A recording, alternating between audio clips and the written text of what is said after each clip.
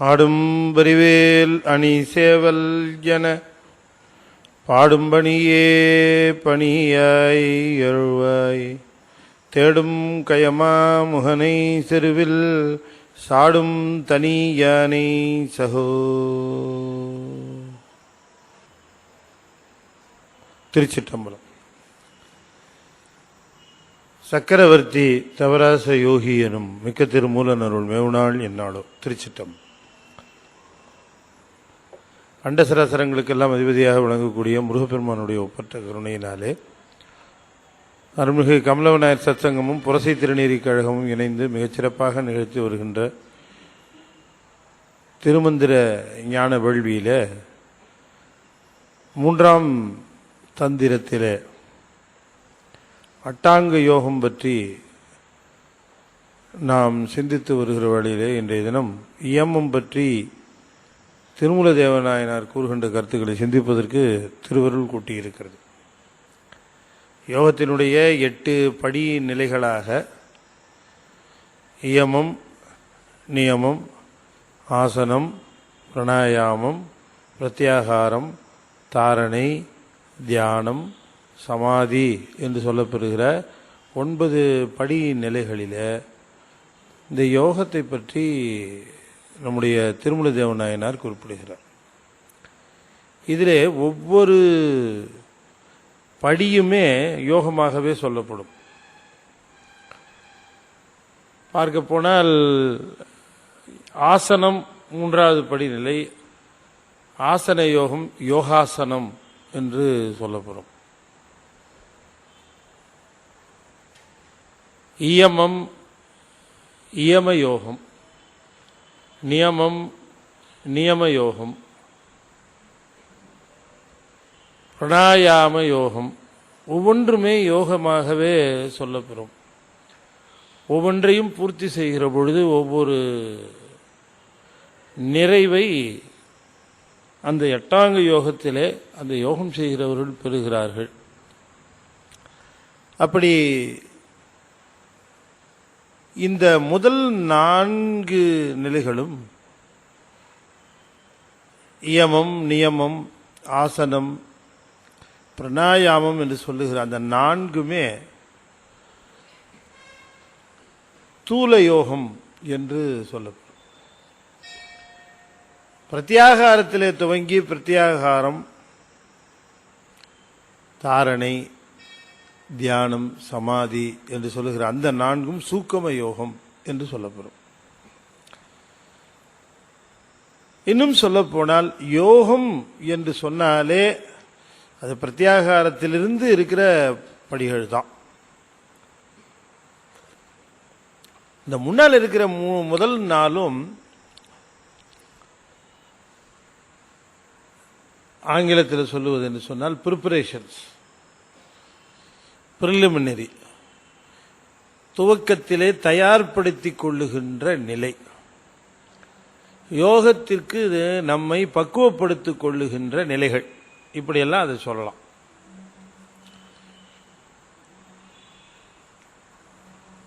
இவற்றை நாம சரியாக கடைப்பிடிக்காமல், இவற்றை நாம் சரியாக உணராமல் மேலே இருக்கக்கூடிய சூக்கும யோகத்தில் வெற்றி பெற முடியாது. அதில் முதலாக இருப்பது இந்த இயமம். இயமம் என்று சொல்லுவதில் ஒரு 10 செய்திகளை சொல்லுகிறார். 10 விளக்கணுங்கிறார். அதில் இந்த 10 எது விளக்க வேண்டும், விளக்குவன எவை, அதுதான் இயமம். அந்த இயமத்தை முடித்த பிறகு அடுத்தது கடைப்பிடிக்க வேண்டியது எவை, அது ஒரு 10 சொல்றார். அது நியமத்தில் சொல்றார். முதல்ல சொல்ல ஆரம்பிக்கிறது இந்த 10ல் இயமத்தில் வரிசையாக சொல்லி இந்த 10ஐயும் முதலிலே ஒருவன் கடைப்பிடித்து கொள்ள வேண்டும். இன்னும் சொல்ல போனால் விலக்கி வைத்தல் வேண்டும். பிறகு இந்த 10 கடைப்பிடிக்க வேண்டும் என்று சொல்லுகிறார். அதில் முதலாக சொல்லுவது கொல்லான்,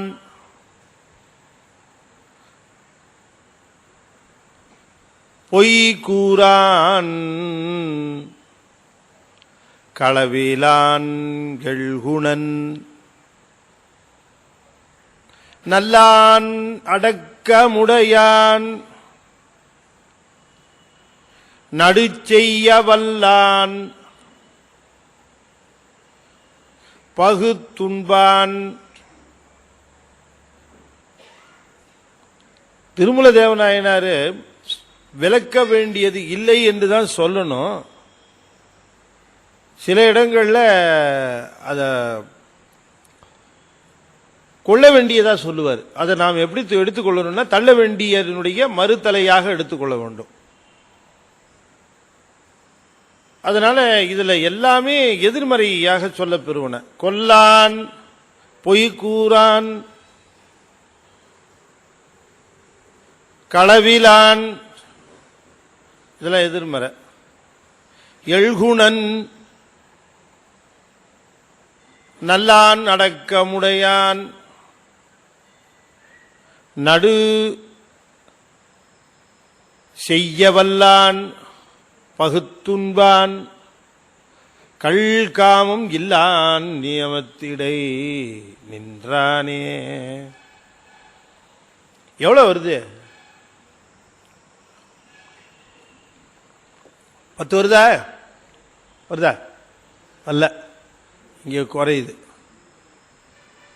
குறைஞ்சா விட்டுருவோமா என்ன? கொண்டு வருவோம். கொல்லான், கொல்லாமை. கொல்லாமை என்பது முதல் விரதமாக நாம கொள்ளலாம். எந்த உயிருக்கும் தீங்கு நினைக்காத தன்மை.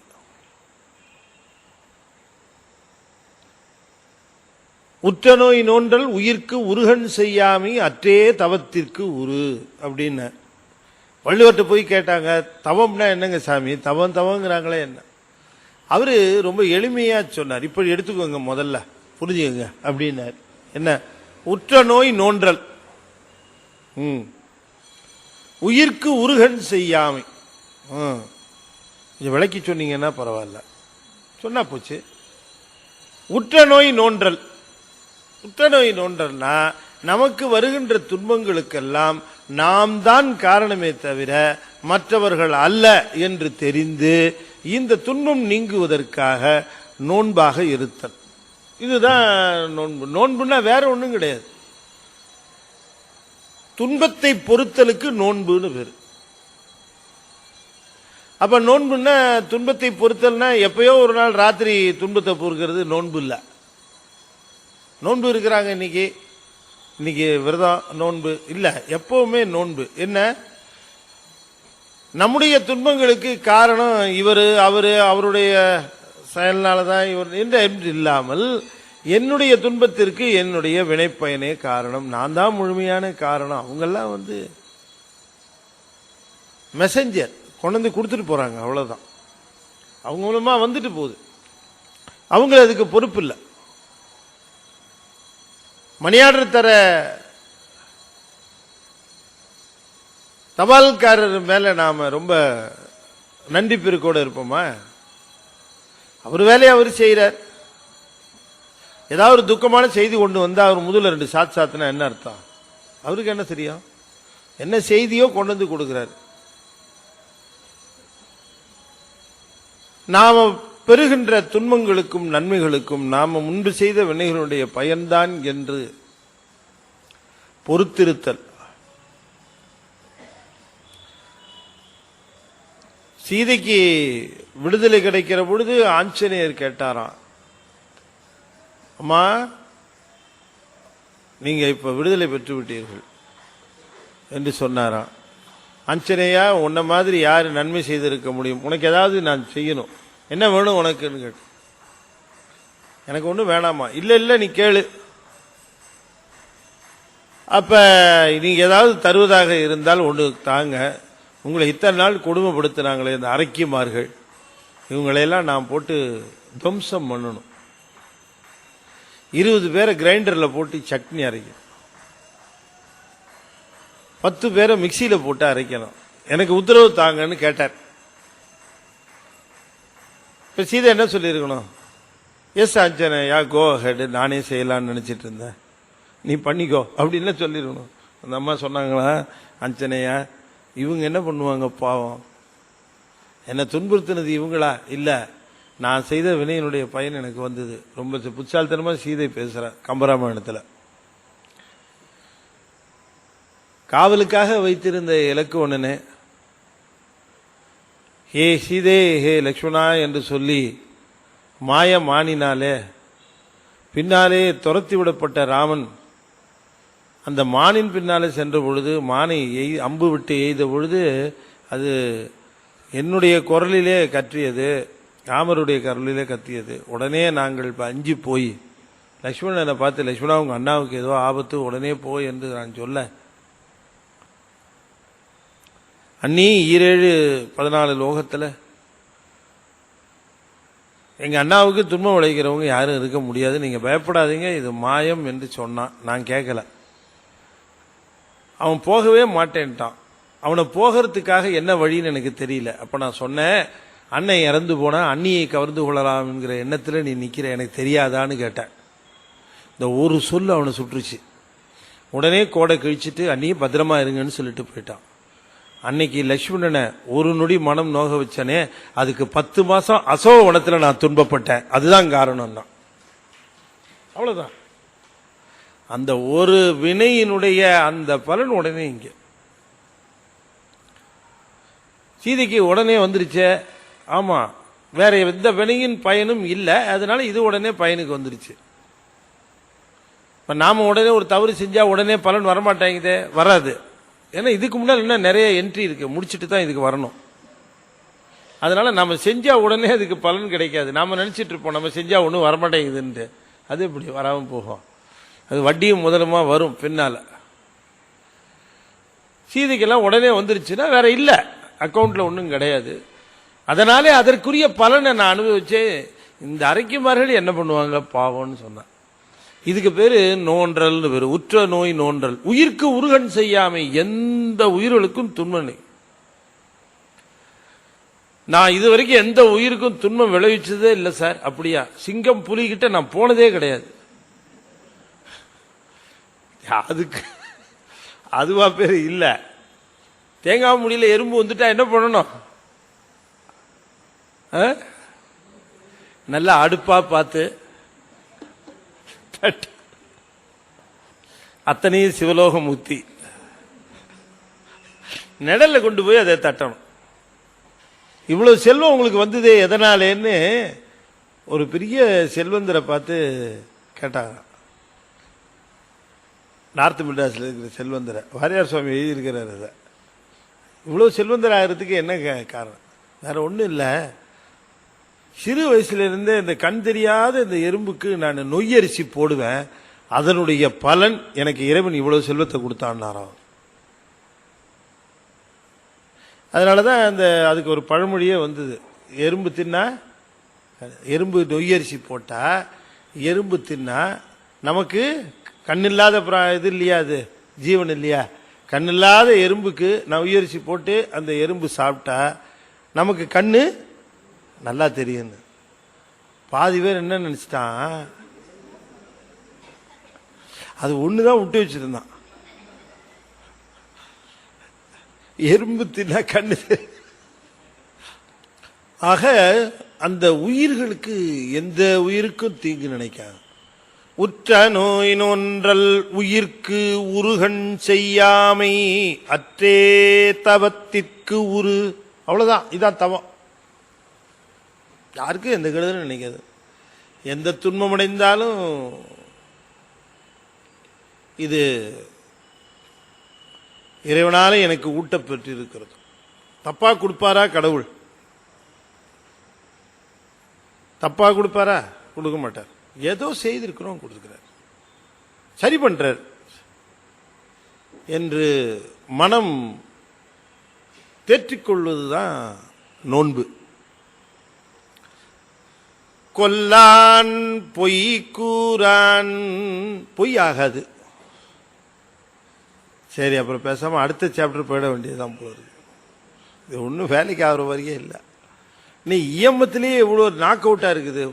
First knockout, second knockout, கொல்லான் பொய் கூறான் களவிலான், அது ஒன்றும் பிரச்சனை இல்லை. இந்த முதல் ரெண்டும் கொஞ்சம் சமாச்சாரம். களவிலான் எழுகுணன் பாருங்க, அது ரொம்ப முக்கியமா சொன்னார். எழுகுணன், எழுகுதல் அப்படின்னு சொன்ன மறுத்தல் அர்த்தம்.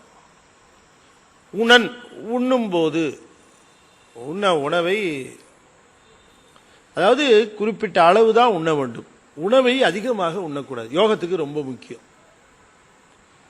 அதிகமான உணவு தவிர்க்கணும்.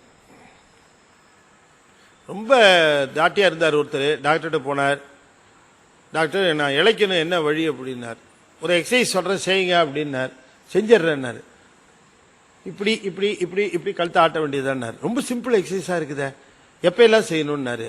எப்ப எல்லாம் சாப்பிட கூப்பிடுறாங்களோ அப்ப எல்லாம் செய்யணும்னாரு. இதுதான் எழுகுணன். எழுகுதல், எழுகு உணன்னு பிரிக்கணும். உண்ணுகின்றவன். எழுகு உண்ணுதல், உண்ணுதலை மறுக்கின்றவன். உணவின் மேலே நாட்டம் குறைந்து போய் விட வேண்டும். என்ன சாப்பிட்றோங்கிறது நாக்கு சொல்வதை கேளாமல் சாப்பிடுவது ரொம்ப கடினம். அது நாச்சுவை என்பது ரொம்ப உயர்ந்த நிலைக்கு போகிற பொழுது நாச்சுவை தெரியாமல் போகும். நல்ல உயர்ந்த உணவா இருந்தா கூட பாருங்க, நாச்சுவை நமக்கு தெரியாம போகிறது இல்ல. உணவு விஷயத்துல யோகம் ரொம்ப, உணவும் உணர்வும். என்ன உணவு இரவு உண்ணுகிறோங்கிறத பொறுத்து இரவுல உறக்கத்திலே கனவுகள். உணர்வை அமைதியாக வைத்துக் கொள்ளுகிற சாந்தமான உணவு இரவு உண்ணணும். உணவு ரொம்ப சாந்தமான உணர்வுகளை ஏற்படுத்தக்கூடிய, குறிப்பா இந்த உள்ளிப்பூண்டு, வெங்காயம் போன்ற உணவுகளை இரவு நேரத்தில் தவிர்க்க வேண்டும் என்பது நான் சொன்னேங்கிறதுக்காக நீங்க இதா நினைச்சுக்காதீங்க. நான் சொல்ற குறிப்பை சொல்றேன். அதே மாதிரி உணவுகளில் இரவு நேரத்தில் இந்த மசாலா, காட்டமா இருக்கிற இவைகளெல்லாம் சாந்த உணவு இரவு நேரத்தில் உண்டா. இரவு உறங்குகிற பொழுது நல்ல அமைதியான உறக்கம். அந்த நம்ம என்ன உணவு சாப்பிட்டாலும் உள்ள வாயு தசவாயுக்களாக பிரிந்துதான் அந்த செயல்களை எல்லாம் நிகழ்த்துகிறது.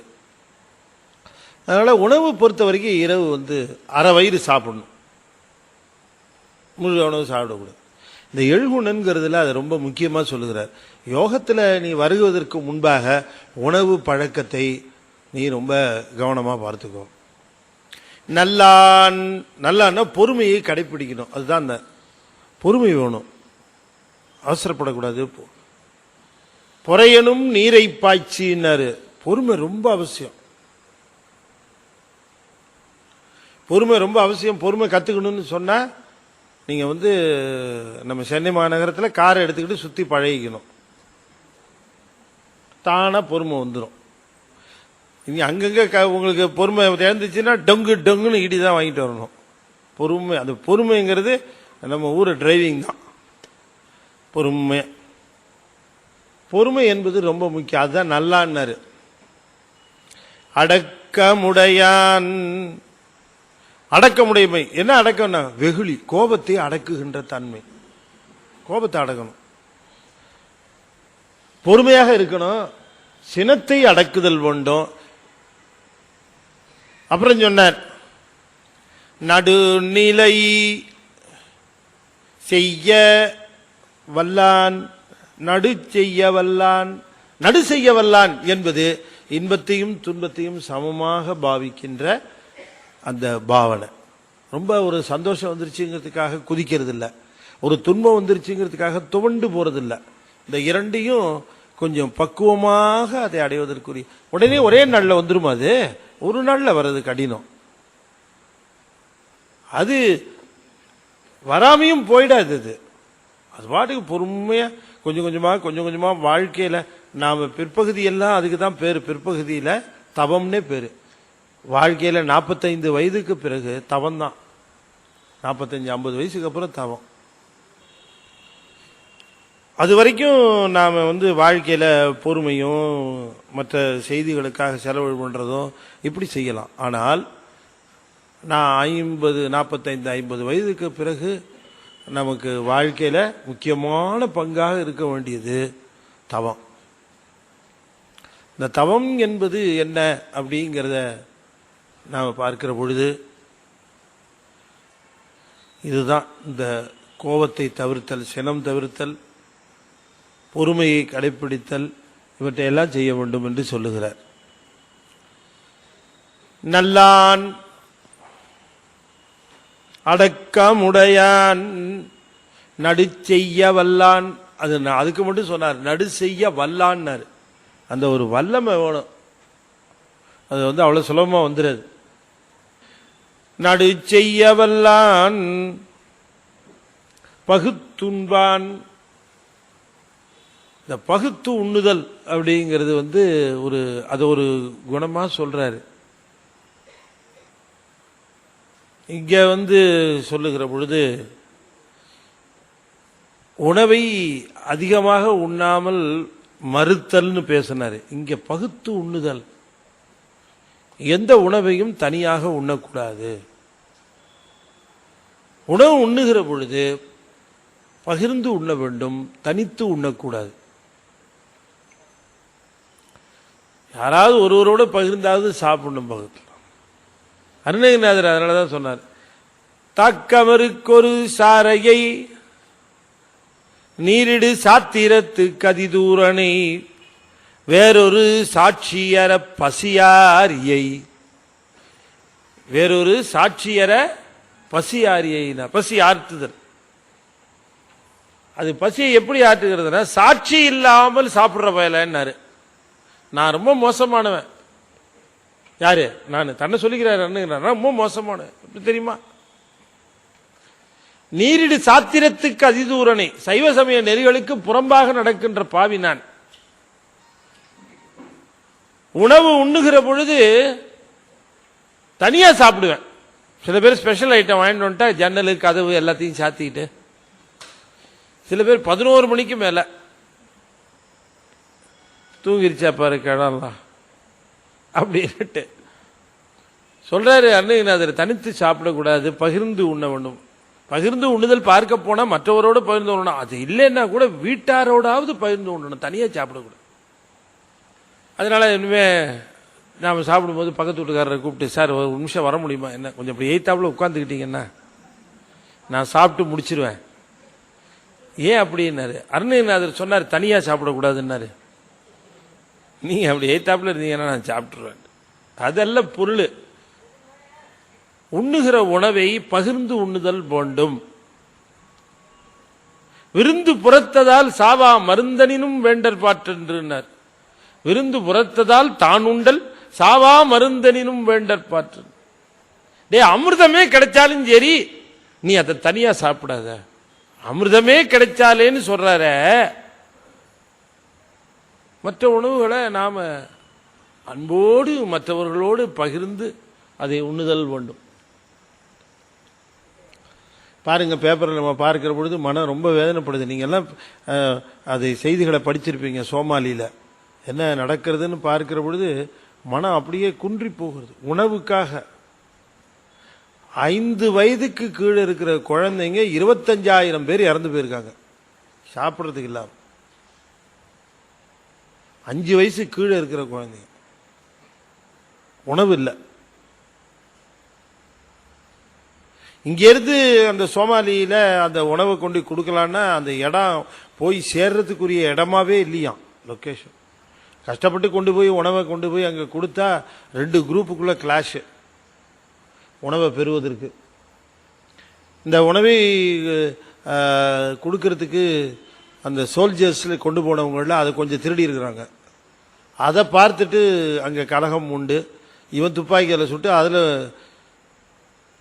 100கணக்கான பேர் செத்து போயிருக்கான்.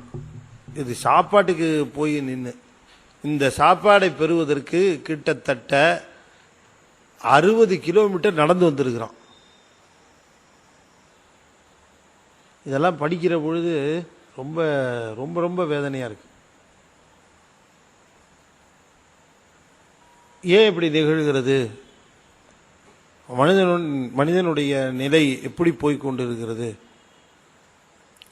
இறைவன் தந்திருக்கிற இந்த உலகம், இந்த பூமி எப்படிப்பட்ட நிலையிலே இந்த வாழ்க்கையை தந்திருக்கிறான், மனிதன் உணர்ந்திருக்கிறானா? இந்த ஒரு பூமியை தவிர வேற எந்த பகுதியும் வாழ்வதற்கு தகுதி உடையதாவே இல்லை. இந்த ஒரு பூமியை அவனும் போய்லாம் பார்த்துட்டான். அங்க போய் பார்த்தான், சந்திரனுக்கு போய் பார்க்கறான், இங்க போய் பார்க்கறான், அங்க போய் பார்க்கறான், இங்க போய் பார்க்கறான். ஒன்னும் ஒரு இடத்திலையும் மனித வாழ்வுக்கு உயிரினங்கள் வாழ்வதற்குரிய ஒரு சூழ்நிலையே இல்லை. இந்த ஒரு பூமி மட்டும்தான் இருக்கு. அது என்ன காரணம்? இங்க ஒண்ணுதான் அமைச்சு கொடுத்திருக்கிறான் இறைவன். அவன் அமைச்சு கொடுத்தா தானே வேலைக்கு ஆகும். அதனால பகுத்து உண்ணுதல் அந்த பண்பாடை சொல்லுகிறார். யோகத்தில் இருக்கிறவன் பகுத்து உண்ணுகிற இந்த அடிப்படை குணங்கள் வரணும். கள் காமம் இல்லான், அந்த கள்ளும் காமமும் என்று சொல்லக்கூடிய இரண்டையும் தவிர்க்கக்கூடியவனாக இருக்கணும். இதெல்லாம் தான் ஏமத்துக்கு தவிர்க்கப்பட வேண்டியவை என்று சொல்லுகிறார். கொல்லான், பொய்க்கூறான், களவிலான், எழுகுணன், நல்லான், அடக்கமுடையான். அடக்கமுடையானோட எத்தனை ஆச்சு? 6 ஆச்சா? சரி. நடு செய்ய வல்லான் 7. பகுத்துண்பான் கள் 9, காமம் 10. கணக்கு சரியாச்சா? கள் இல்லான் காமம் இல்லான், கள் காமம் இல்லான்னாரு. கள் இல்லான் காமம் இல்லான், அது ரெண்டையும் ஐயா இது 10ஐயும் உன்னால தவிர்க்க முடியும்னா அடுத்த சாப்டர் போலாம். யாரு யோகம் செய்யறவங்களுக்கு சொல்ற இல்லைங்க. இதுல கொஞ்சம் 1 2 கொஞ்சம் வாய்தா டைம் வாங்கணும் போல இருக்க. முடிச்சிட்டு வா அப்புறம் போலாம். நியமம் இதெல்லாம் தவிர்க்கணும்.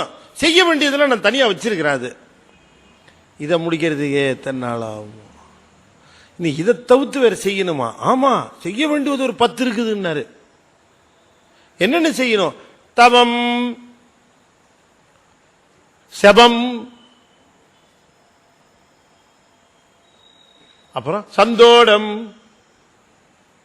ஆத்திகம், தானம்,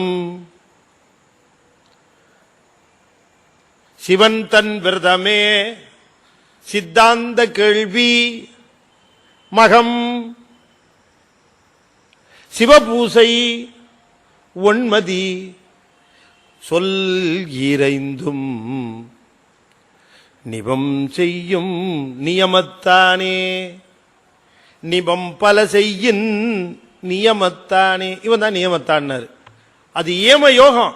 அப்ப என்ன தெரிகிறது என்று சொன்னால், தவிர்க்க வேண்டுவனவற்றை எல்லாம் தவிர்த்து வருகிற பொழுது கூட யோகம்தான். அதுவும் அது யோகம்தான். இதுல என்ன சொல்றார்? தவம். இந்த தவம் எதை குறிக்கிறது என்று சொன்னால், சரியை கிரியை யோகம். அந்த சரியையும் கிரியையும் குறிக்கிறது தவம். ஜபம், நல்ல மந்திரங்களை தேர்ந்தெடுத்து உச்சாரணம் பண்ணுதல், அதுதான் செபம். ஏதாவது ஒரு மந்திரம், மூல மந்திரம் ஓதலிங்கிலை, அதுதான் கவசம், அதுதான் காப்பு. மந்திரத்தை பொருள் தெரிந்து சொல்லணும். அந்தியும் நண்பகலும் 5 பதம் சொல்லி முந்தி எழும் வல்வினை மூடாமுன். 5 பகல் 5 பதம் சொல்லுனார். அந்தியும் நண்பகலும். நீ எப்ப உன்னால சொல்ல முடியுதோ அப்ப சொல்லு. இல்ல ரொம்ப கஷ்டமா இருக்கு, எனக்கு நாள் முழுக்கெல்லாம் சொல்றது கடினமா இருக்கு, அப்ப ஒண்ணு செய்ய, 3 வேளையாவது சொல்லு. 3 வேளை சொல்லு. என்ன 3 வேளை செய்யணும்? முதல் வேளை பகலும் இரவும் சந்திக்கிற பொழுது, 2வது வேளை பகலும் இரவும் சந்திக்கிற பொழுது, 3வது வேளை பகல் உச்சி. இந்த 3 வேளையிலேயாவது சொல்லு. அந்தியும் நண்பகலும். நண்பகல் நள்ளிரவு. நள் என்றால் நடுன்னு அர்த்தம். நள்பகல் தான் நண்பகல்னு ஆச்சு. நள்பகல் நள் இரவு, நண்பகல், அது நள்பகல் நண்பகல்னு ஆச்சு. உச்சி, அந்த நடுப்பகல் உச்சி. இந்த பக்கம் சூரிய உதயத்திற்கு முன்பாக இந்த பக்கம் சூரிய அத்தமனத்துக்கு கொஞ்சம் அந்த நேரத்தில் அந்த அந்த சந்திக்கிற நேரத்தில் இந்த ரெண்டு சந்தியிலையும் அந்த உச்சியிலையும் நீ சொல்லணும். ஏன் தெரியுமா? அஞ்செடுத்து சொல்லுகிற பொழுது என்ன ஆகும்? பிராணன் மடைமாற்றம் நிகழும். காலையில் எழுந்திருச்ச உடனேயே உறங்கி விட்டு எழுந்திருக்கிற பொழுது உள்ளே சென்று வருகிற மூச்சு காற்றுக்கு